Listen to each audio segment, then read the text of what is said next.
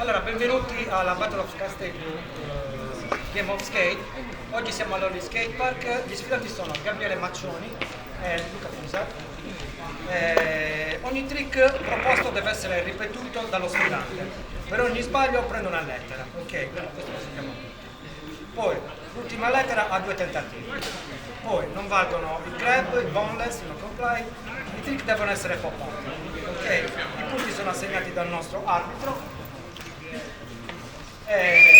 Niente, paperi, ferro su e pedra. 10. Spaccherebbe.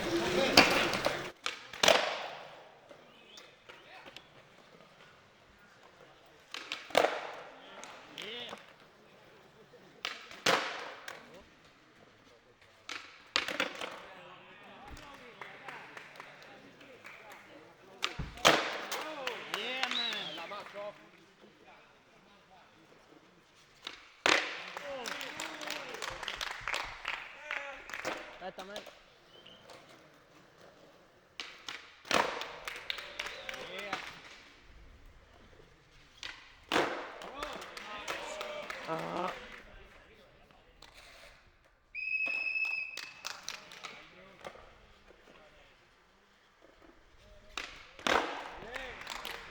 Aspetta, fagli mettere la letto.